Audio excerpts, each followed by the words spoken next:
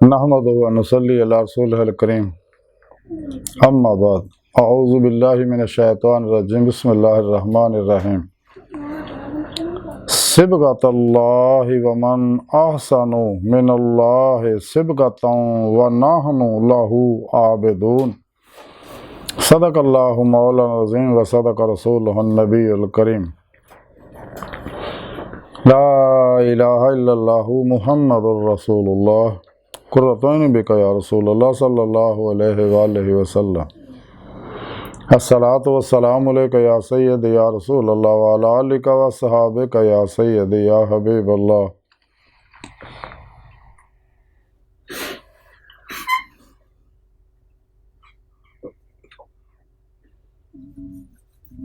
लब्बाइक ग़ज़वा हिंद लब्बाइक लब्बाइक या गौसे आज़म लब्बाइक या शेख अब्दुल कादिर जिलानी शान लिल्लाह मदद कुन फी सबीलिल्लाह लब्बाइक या रसूल अल्लाह लब्बाइक लब्बाइक अल्लाहुम्मा लब्बाइक। अज़ल तो लेके अब तक अल्लाह सुन दी बेहद हम्द व सना और अल्लाह के प्यारे हबीब सल्लल्लाहु अलैहि वसल्लम तो बेशुमार दुरूद व सलाम तो बाद काबिल सादत राम मौजूद सामीन अर्ज़ है कि आई दे दरस तसव्वुफ़ विच अल्लाह सुन दे रंग दा जिक्र करांगे। कुरान करीम दी सूरा बकरा दी 138वीं आयत पाक जिहड़ी मैं तिलावत करना तुहानूं सुनन दा शरफ हासिल होया। इस आयत पाक सुने रब ने फरमाया अल्लाह दा रंग, अल्लाह दे रंग तो होर किहदा रंग बेहतर है और असीं तां ओहदी ही इबादत करने हैं।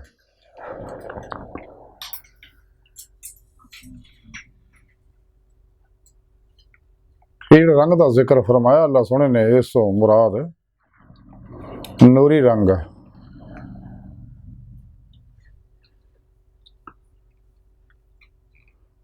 तौहीदी रंग है, मुहम्मदी रंग है, इश्की रंग है, कुरानी रंग है, दूध पाक का रंग है।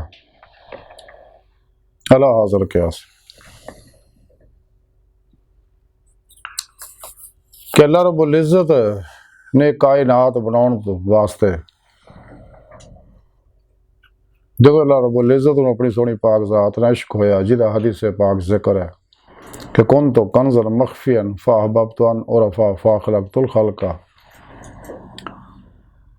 सोहने रब ने फरमाया कि मैं छुपया खजाना सी। जब अल्लाह रब्बुल इज़्ज़त ने अपने इस्मा व सिफ़ात नूं मुलाज़ा फरमाया, अल्लाह सोहना अपनी सोहनी ज़ात ते आशिक हो गया। सब तो पहले आशिक भी अल्लाह, सब तो पहला माशूक भी अल्लाह।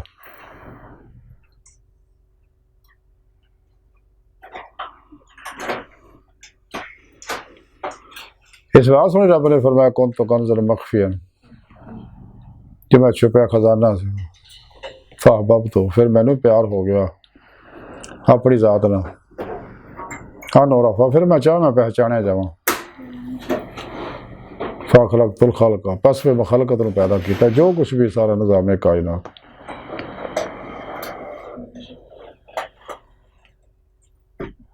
अल्लाह रब्बुल इज़्ज़त ने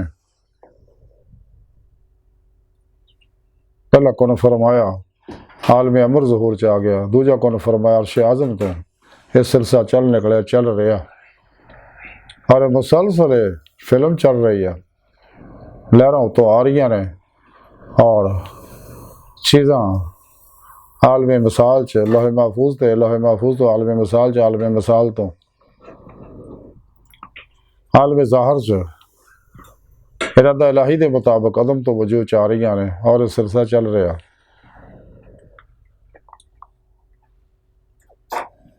और अल्लाह रब्बुल इज़्ज़त ने इंसान नूं जैसा कुरान पाक दस्या कि मैं इंसान नूं अपने दीदार वास्ते पैदा किया, लेकिन नेमत तां हासिल होनी अगर इंसान ईमान लियागा। कुरान च दस्या फिर ईमान की रूह इश्क़ मौला हासिल करेगा, फिर नबी पाक सल्लल्लाहु अलैहि वसल्लम दी ज़ाहिरन बातिनन कामिल इत्तबा करेगा, क्योंकि आप दा उसवा हसना बेहतरीन नमूना अमल है। फिर अल्लाह सोहना युहिब्बुकुमुल्लाह फिर उन्होंने अपना हबीब बना लेगा। अपना महबूब बना लेगा।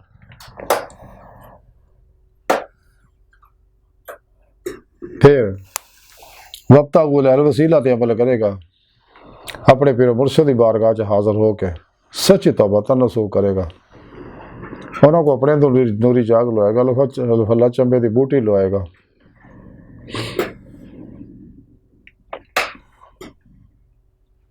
यानी उन्होंने तौहीदी, रहमानी, मुहम्मदी नूर निस्बत अपने दिल च लका करवाएगा। फिर अपने पीर मुर्शद की ज़ेर निगरानी खूब से रियाज तो मुजाहदात करेगा, जिदा कुरान करीम से रब ने जिक्र फरमाया, वब्तगू अहल वसीला तो बाद वजाहिदू फी सबीलिही। फिर अल्लाह राज मेहनत करेगा। कुरान पाक सुने रब ने दस साड़ी राज मेहनत करते हैं, ये नहीं वो रस्ता जो साढ़े तक जाता सही सराते मुस्तकीम, यही सीधा रस्ता है। ये बारे कुरान पाक सुने रब ने फरमाया वाला का सबील, सीधा रस्ता और अल्लाह तक जा पहुँचता। तो जो इंसान फिर इस राज मुजाहिदा करता, रियाजत करता, मेहनत करता, तो फिर लअल्लकुम तुफलिहून, फिर उन्होंने फलाह नसीब होंदी है। यानी दिल ना अपने दिल के आईने च दायमी दी मौला की नेमत हासिल होंदी, लेकिन ये नेमत इत्तबा रसूल ना होनी है, क्योंकि पीर पेशवा की रूहानी मदद ना कचहरी मुस्तफा च इंसान पहुंचेगा। फिर आप सल्लल्लाहु अलैहि वसल्लम की मदद ना हजूरी खुदा जाके दे मौला की नेमत हासिल करेगा। जिमें इंसान सच्ची तौबा करता और तौबा का नूर ये अंदर राजदा बसदा, यही सिबकतुल्लाह। फिर जब अपने पीर मुर्शद को तौहीदी मुहम्मदी रहमानी नूर निस्बत अपने दिल च लका करवांदा, तो ये भी अल्लाह का रंग है। मुसलमान होंदा ईमान लिया नूर ईमान ये अंदर रजदा, ये अल्लाह का रंग है। इश्क मौला की नेमत हासिल करता है, नूर इश्क लाई ते बरसदा, अल्लाह का रंग है। कुरान सुन्नत दी रूह के मुताबिक अमल करता है, अल्लाह का रंग है। दवाम जिक्र हुजूर कल्बी करता है, अल्लाह का रंग है, नूर जिक्र इलाही। तो जो अल्लाह का रंग ये चढ़ जाता है और ये रजदा बसदा, और ये रंग सारे रंग मिलते एक ही जात दे सारे रंग है, जेडे नूरे हकीकत मुहम्मदी सल्लल्लाहु अलैहि वसल्लम के जरिए इंसान तक आए ने। फिर जिमें रंग इंसान दे हर लहर वेव्स शुआ एनर्जी के अंदर रजते बसते हैं, अंदरों हर जुलमाती लहर चल जाती है। इंसान की रूह जिसम जो निकले बातों से परवाज करते हैं अल्लाह की बारगाह तक पहुँच के दायमी दी मौला की नेमत हासिल करता, फ़क्र मुहम्मदी का कमाल हासिल करता, हक़ुल यकीन का कमाल हासिल करता, फना फिल ज़िक्र सुल्तान लज़कार दा फना फिल्ला बका बिल्ला का कमाल हासिल करता, ईमान हकीकी का कमाल हासिल करता।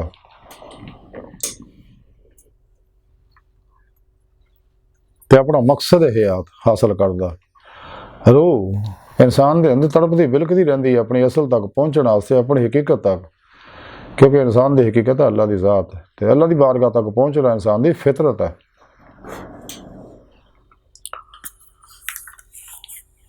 हज़रत गौसे आज़म हज़रत शेख अब्दुल कादिर जिलानी बगदादी रहमतुल्लाह अलैह सिरुल इसरार अपनी किताब च लिखते हैं, हदीस पाक एक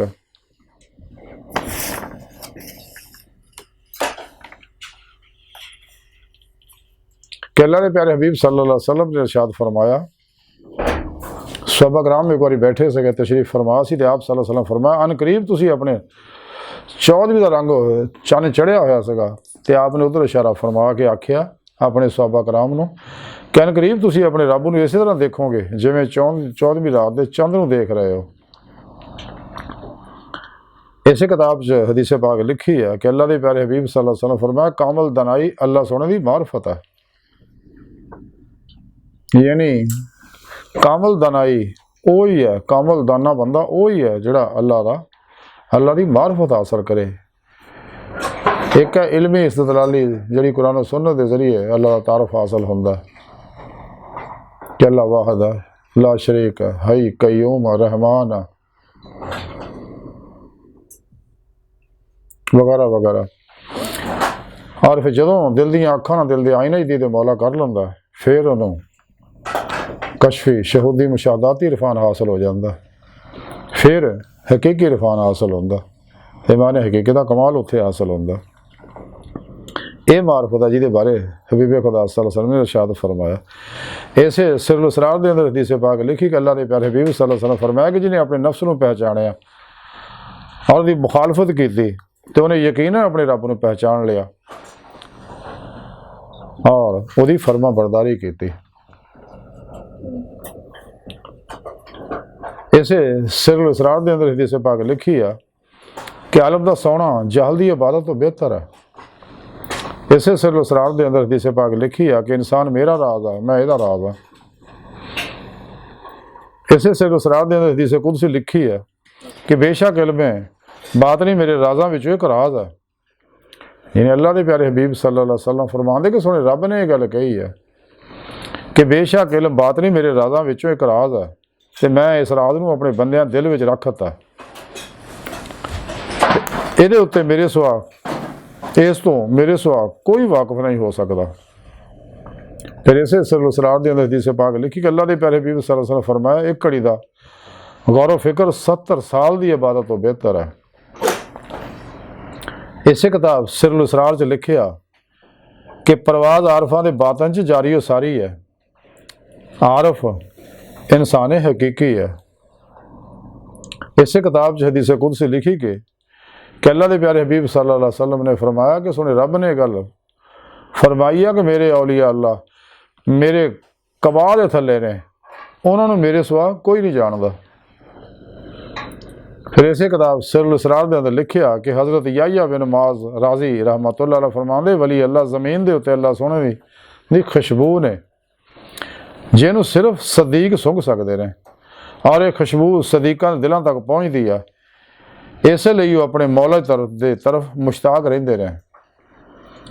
तवाफत व अखलाक के मुताबिक उन्होंने इबादत वध जाती है और जिमें जिमें ये इबादत बढ़ते जाते हैं उस कदर ही फना दे विच वधदे जाते हैं, क्योंकि फानी जिस कदर बाकी का कुर्ब हासिल करता है उस कदर ही फना होंदा जाता है। इसे किताब सिरुल इसरार दे अंदर लिखिया कि वली वो है जिहड़े अपने हाल च फना और मुशाहिदा हक च बाकी होवे, उन्होंने अपनी ज़ात ते कोई इख्तियार ना होवे और ना ही उन्होंने गैर खुदा दे नाल सुकून हासिल होवे। इसे सिरुल इसरार दे अंदर लिखा करामत जिहड़ी है मर्दाने खुदा वास्ते बेमज़रा हैज़ है। वली वास्ते 1000 मुकामात ने, पहला मुकाम करामत है जिहड़ा इस तो गुजर गया फिर वो तमाम मुकामात नूं पाउण वास्ते कामयाब हो गया। इसे सिरुल इसरार दे अंदर मजीद लिखिया कि रूह जिस्मानी का नफ़ा वलायत मुकाशफा और तैतो सरातों आसमान बाला तक पूरी कायनात का मुशाहिदा है।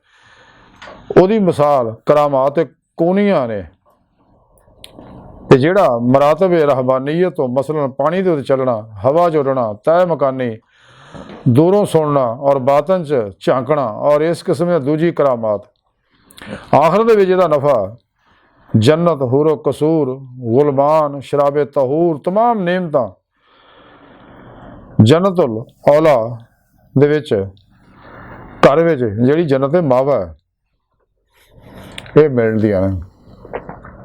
इसे सिरुल इसरार दे अंदर लिखिया कि कुरान करीम का एक ज़ाहिर और एक बातन है और हर बातन का फिर एक बातन है। इदा ही 7 बातन ने।